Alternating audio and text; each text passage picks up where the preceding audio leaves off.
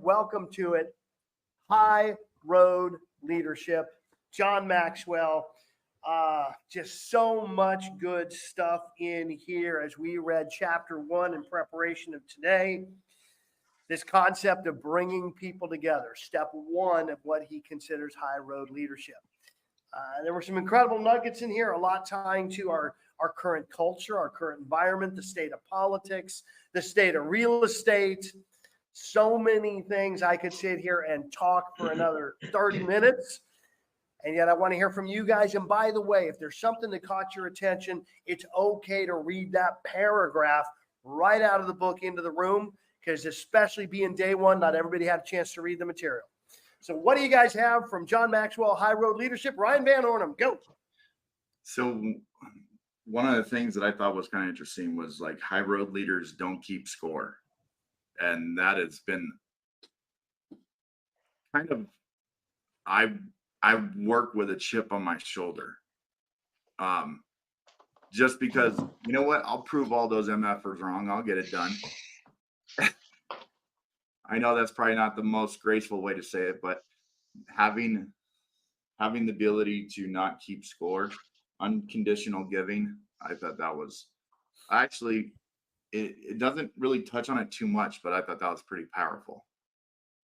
So I want to reframe that keeping score just a bit for you, because having a chip on your shoulder, having a motivation where something in the past didn't go right, isn't necessarily a bad thing. What he's really talking is a tit for tat, a ledger of, okay, I did this for you, so now you're going to do this for me. Gotcha. It's that ledger piece of, we don't give unconditionally.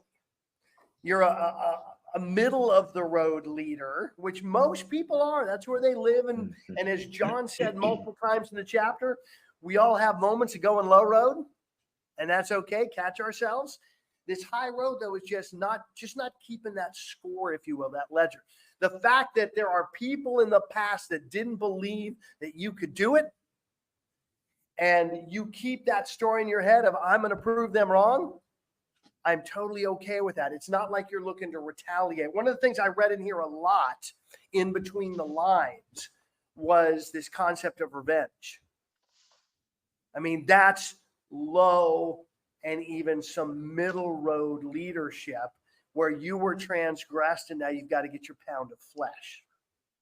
One of the things that, as I look into myself, into this, and into what he was saying about that stuff, was I had people like hold closings from me and stuff when I left certain brokerages and stuff like that. And I learned from that. And I guess I'm getting towards that high road leadership, because when I had people leave me, I'm like, I know that I personally spotted them like $2,000 and they didn't make it up just yet. I was like, call it even, move on, and just like, I feel like I'm progressing towards that high end or high road leader. And but it takes time to get there, because it's still, you still have that chip, but I don't seek the revenge anymore. And as you leave that door open, and as John talked about providing grace, high road leaders, those things are going to happen. We're going to provide grace. It doesn't mean that we go, yes, sir, may I have another? It absolutely means, though, that, you know what, we acknowledge that everybody is doing the best they can at the moment with what they got going on. This carries us back to other content that we've covered and other books that we've had. Everybody's doing the best they can with whatever's happening in their world. They think the choices they're making are the right ones. And here's the fun part of this that I love. Everybody is doing the best they can in the moment, and all of my suffering is just my judgment of them. That's powerful. High road leaders choose not to suffer. Yeah. So they're going to let go of that judgment. What else do you guys have from the content of bringing people together? By the way, Russ, the inverse of what you just said is also true. You said my suffering is the judgment, right? Their suffering, that's what they're not aware of it, right? That's the challenge. They're making choices and decisions through a filter of, I've been wronged. And instead of allowing grace, which opens up the world for conversation, what it does is shuts down the world and says, you're wrong and I'm right, which is generally speaking, true. No, it's not. I'm kidding. That's a joke. That's right. We all know sales is more important than marketing. Oh, yes, exactly. Tastes great, less filling. I want to say one thing to Ryan's point, and Ryan, I totally got what Coach was saying to you, that literally, you know, having a chip is a good thing. I mean, I love hiring people with chips on their shoulder. I love hiring people that have that fuel, that motivation, that fire that comes from something that they want to prove. But I want to give everybody a little insight into this piece where when we're looking at what we call unconditional love, because the question is it unconditional or is it conditional caring? I love you when you do. I don't love you when you don't, or when you do something else. Right. So my caring is conditional. It's not unconditional love, which says, dude, we're here on the spinning planet together, and I'm just here to support you. And you know what? I'm going to love you no matter what happens, and I'm not going to keep score. I'm not going to judge. I mean, I thought the opening of this book was brilliant. To be honest with you, I wasn't expecting that.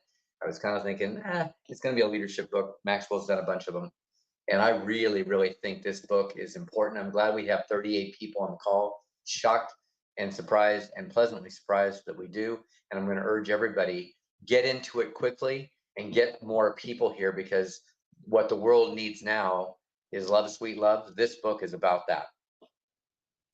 Yeah, it's interesting how so much of this content even tied in, and he brought it in to what's happening culturally and politically. That we're seeing this fracture into your team, my team, when we know that high road leadership means leading everybody. His stuff on Lincoln was brilliant too, by the way. Oh yeah. Yeah.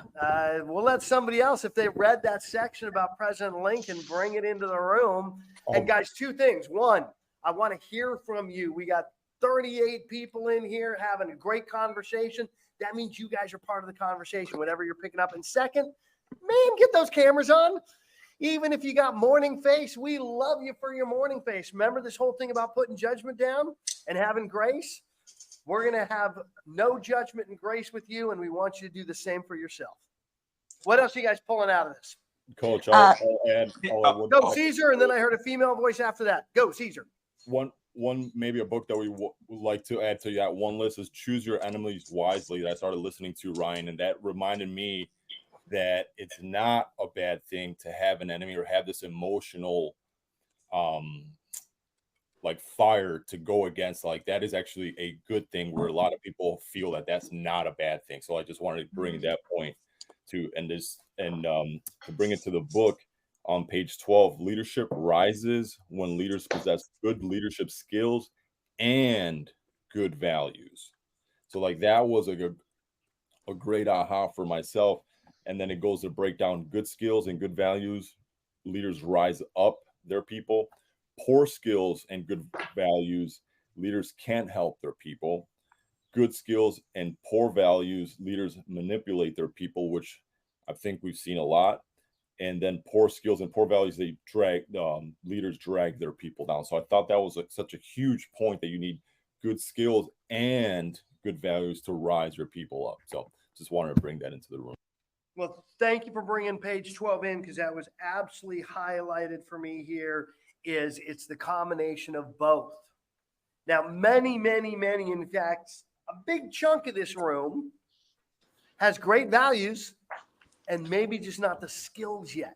And that's what we're in the next 2.5 weeks to help you guys sharpen. The reason I wanted this book at this point in our conversation this year is you guys have been learning a tremendous amount about how to grow, a tremendous amount about how to build your business. Now I want you sharing it with the universe. I want you taking it and being a great leader and giving everything, which means all brands and all industries. What you guys are learning here is applicable across the board. What else you guys have? Does tribe then dissipate? Because of course, you know, as mankind has worked for eternity, it has been, well, you're on my team, so I take care of you. You're not on my team, so I don't take care of you. But that aspect of a good leader leads everyone.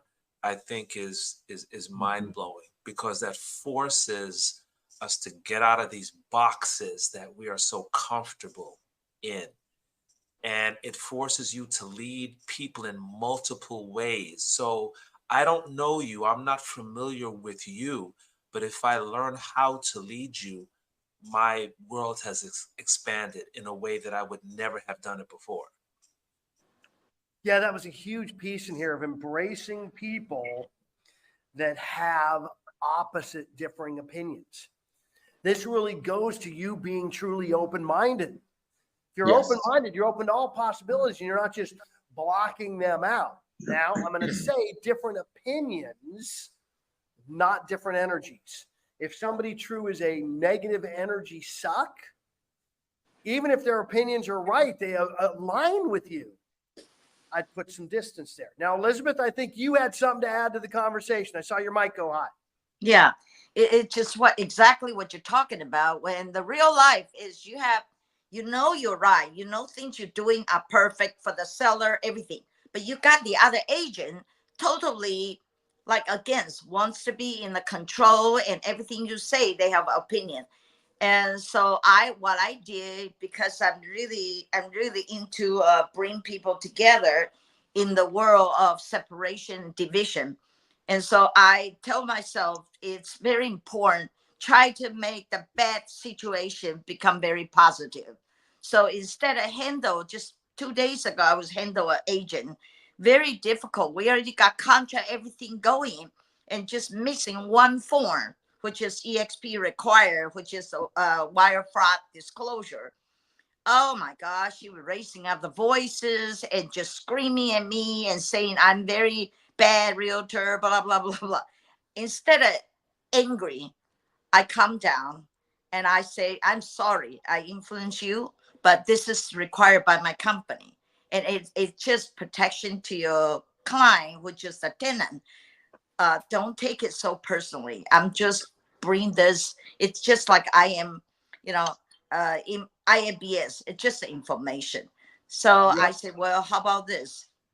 Well, I If you like the want me fact to, that you I'll meet put with in you here. and share. So my question to you is, how can I have more talent, more skill to know how to handle disagreement, but I can make it positive? So let's talk about that second piece after. First thing, I love that you brought in here that we have these challenges and conversations and contract negotiations. I love that you brought in here. You went into, we're going to bring our energy now. We're not going to get angry. And you said one thing I want everybody to plus, because I'm sorry, great starting point. Yet who is that still about? Me. I want you to go to please forgive me. Give them the power. The power really comes from great questions, and you guys know that. They need the perception of power. Please forgive me. You start with that when they come with all this vitriol on a contract negotiation, and you start with please forgive me. They're going to ask for what? For why?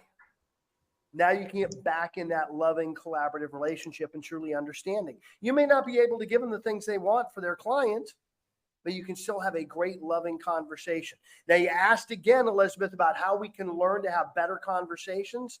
Guys, we talk about that every afternoon, 2 to 5. You guys plug in, start brainstorming with the other folks in that room. There's other times with me and with Dawn that you guys can connect if you have a specific question on something. And we love to build a library of objection handling conversations to help you. So bring them to us, and we absolutely can, Elizabeth. Okay. Now, what else you guys have from the content? One of the things that jumped out at me was, I guess, kind of going off of what you guys just mentioned. If you can't work with people that disagree with you, you will never be the best leader that you can be, right? And then he talks about what Gandhi says as an eye for an eye makes the whole world blind. That really stood out to me, like, that tit for tat thing, or that keeping score to the point where it's like, okay, you hit me, now I need to get my hit back. It's like if we both take our eyes away, who is leading us? Where are we headed? We won't even know if something's just right in front of us that's going to harm us, because now we can't see anything. Another thing that was, regardless of what you were taught, right, you can always choose which road you will take. It is a choice, isn't it, Nafritha? Definitely, definitely. And it's not always the easiest thing to make that choice, right? But it's a choice regardless of what. You can go the high road, the middle road, or the low road, right? And us kind of being in tune, right? And being aware, we know that all of these things does come with results. So we can think in hindsight, even if it takes 5 seconds or just 2 seconds, which choice will I make? Yeah, the interesting thing is I was going through this that popped in my mind. We talk all the time about how to do the real estate stuff, and every other book is about skill set, and that is intelligence. That is, learning to get better. That's growing your intelligence. This mindset stuff is growing your emotional intelligence. And on page 15, the kindest person in the room is often the smartest. They're the kindest because they've got their emotional intelligence cranked up, and they're keeping their emotions between the line and caring on people. And then right after that, kindness, consideration, and empathy used to comprise the minimum standards of conduct when we interacted with one another. But too many people no longer embrace and practice those values. And again, practice, I want you guys to write these down: kindness, consideration, and empathy. Imagine for the rest of June, that's all you pulled from this, and that's all you practiced in every conversation. Just like Elizabeth laid in there. Kindness, consideration, and empathy is what she was leading with when she was met with vitriolic communication from the other side. What else are you guys pulling?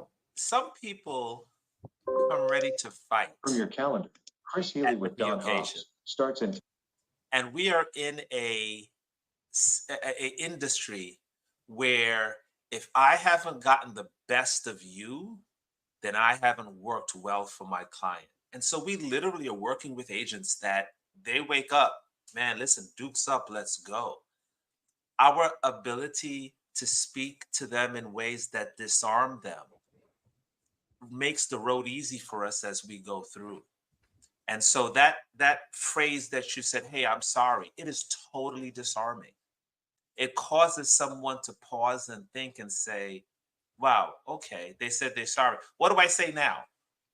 Please forgive me. Please forgive me. Exactly, Please Caesar. forgive me. I want to add just one add things that we're talking about agents, and on page 22, when it breaks down high road leaders, middle road, and low road leaders, and describing each one. And when we're speaking to our clients and our agents and about the other agents, here says closing the gap and bringing people together. A lot of the time, I don't know if I've done this way early in my career where I'm like, yeah, he's such an idiot. Yeah, he's not calling. It's like you agitate and you're widening the gap by doing these things instead of saying, you know what, I'm sure they're thinking it over about whatever it is to smooth the situation instead of agitate. So I thought that was huge when we're saying close the gap, bring people together, give more than you receive, give first, don't keep score, which is unconditional giving, right? Not don't keep score, keep that score. And a quick little tip that I'll give you from the gym, I use it mentally all the time. I'm at rep 8 and I'm like, oh, this guy right here doesn't think I could do 2 more. And I'm like, here's 3 or 4 for your face. So it's just a mental, emotional thing that you want to get through every little bit. So I just wanted to point this page 22 and bring in those terms and internalizing so we can use them not only in our day-to-day, but also in our recruiting and as well as our when we're talking. So do me a favor, Caesar, and go down that list of how high road leaders behave. So Go through it again. They value others, whereas a low leader has devalues others. So that's so you can see the contrast. They bring people together, close the gap between people, give more than they receive, which we've heard this before. They give first as well, which is also in our marketing from our past book, where you're giving all this information and education to people first. They don't keep score, and in quotations, unconditional giving, want you to win. So this is huge, because I've experienced this in our group here, and treat others better than they are treated. Can I add on that? Of course, Jeanette.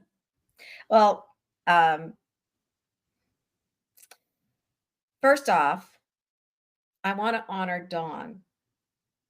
Every one of us in this room here that I'm aware of is here initially because every one of us who knows Dawn has seen him live this through coaching. You know, we got into Coach Russ's room. You know, he's the things that we've seen him grow have been because of the things we've seen Dawn and Allison embody in this. And so I just want to say thank you for the 6-year example that I've had from you, Dawn, that we've experienced. And it is priceless to see that. And how many of us wish to all of these new agents who are in here, new or newer agents, wish they'd had somebody talk this stuff to them in their first year. You guys have already got a head start about learning how to negotiate, because too often you do see these other attitudes going back, and even talking about them with each other. You know, if we find that we're going into these attitudes with it, and it's like, and we can help our just words. It's like, yeah, I know it kind of feels that way, and whichever, but we don't have to buy into their stuff. We can help them come back to the higher level, the higher road of it. I really appreciate, and this is something that takes courage to do, a lot of courage to do. Abraham Lincoln, following the high road leader, he said he even filled his presidential cabinet with opponents because he was aware that he didn't have all the answers, and having his ideas challenged him to make him better. So he never believed that the people, that was page 28, never believed the people who had different perspectives or opinions were wrong or evil the way people do today. And we really do see that differentiation. And when Doug and I were working with the Constitution Alive, we were hosting this Constitution Alive class in there. And when you start understanding who Abraham Lincoln was at the beginning, and how he got into understanding getting free of slavery, it was because of somebody who died after a 13-year battle of saying, we have to get rid of slavery. And Abraham Lincoln stood beside that former president and carried it through. He saw somebody in action. I'm sorry, Doug, which was the president? Don't worry about it. What Anyway, you're saying is absolutely right. John Adams. Yeah, John Adams. So he saw a high road leader. He saw a high and road leader. that inspired him to also be a high road leader. Now, Tom, you've had your mic on. Are you looking to jump in here, brother? Well, yeah. So it's also interesting to me to see what is between the lines. And as I was listening to John Maxwell read, I kept thinking, help enough other people get what they want, you'll get more than you ever imagined. And then suddenly he was saying that. And so what's between the lines is we don't realize or understand on a regular basis, at least, that everybody is on a learning curve. Even, here's John Maxwell, a renowned thought leader and speaker and all these things. And, that's where the value comes from, is, you know, learning the lessons through them. And when he finally said, oh, I was at this thing and Ziglar said this, I thought, oh man, oh, you had to learn that too. Well, and think about Tom, when he talks about that here, it was when he was 25. Yeah. And who now is like 75 and still on his leadership journey? Yeah, he is. Yeah. So here's one of the pieces I want to make sure we get in here to wrap this up. And then, Don, I'm going to come to you to close this out. I want to cover these 5 bullet points on what separates a high road leader in their behavior. Number 1, the high road brings people together. High road leaders don't focus on the chasm between people. They focus on connection. They build bridges instead of walls. They find common ground. Number 2, the high road leader brings out the best in people. High road leadership is about valuing people according to their potential. How many times do you hear Don and I talk to one of you or all of you, looking at Tom right now? Tom, you are a $1 million producer, cleverly masquerading as a $150,000 producer. I've watched it. I've seen it. I've been around it. The potential's there. A high road leader is going to let you borrow their belief. Number 3, the high road creates winners without creating losers. Mm-hmm. In this environment, we continue to help plus you and plug you, and you watch Don pour into you guys, and it's not taking anything away from him. He just keeps growing you. One of my favorites, number 4, the high road has less traffic. There's a lot less people playing at this place. So when you start doing it, 2 things are going to happen. 1, you're going to be able to move quickly. 2, you may feel a little lonely. So make sure you're leaning into other high road leaders around you. Great insight. And then number 5, the high road is the path to significance. Most people are chasing success. It's all about them. I've got to get successful. I got to get whatever they define that is, and their financial freedom or their time freedom. Significance is about helping others achieve their success. Don, wrap us up and get us out of here. Well, first of all, Jeanette, thank you. I wanted to acknowledge you for the comments. I received them. I was going to say, oh, we're all important to this, but I'm going to receive that. Second, I'm going to say this room would not exist if it wasn't for Coach Russ, who is another one of those givers and very much a high road leader. If you look at what this is describing, look in the dictionary, there he is. So that's awesome. Thank you. Second, I'm inspired by the fact we had 42 people in here today as a starting point. I would offer again, guys, this is going to be a really important book. Every one of them hits us and we go, wow, this is amazing. How could it get any better? But I'm just going to tell you that if you invite more people, you will feel like you are one of those high road leaders. You're going to be giving away what doesn't cost you anything to give away. And I would just urge you that tomorrow we should have 84 people in here. Go get one person and let's get a bunch more in here. So, and then clearly, I think this is going to impact our recruiting conversation. I'll probably be bringing some of this content into the accelerator group tomorrow, just to remind you that it's happening. And since I hung out with Sean Swarner, the mountain climbing fool, crazy leader that he is, over the weekend, and his wife Jaleesa's here. I just want to say, guys, focus on that program on the June 26th, because it's going to be a difference maker for a lot of people. And I think we can have 500 people that we touch the lives of on that day.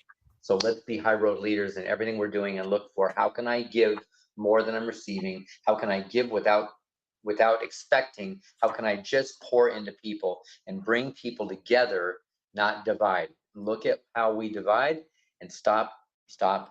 Let's unite. Okay.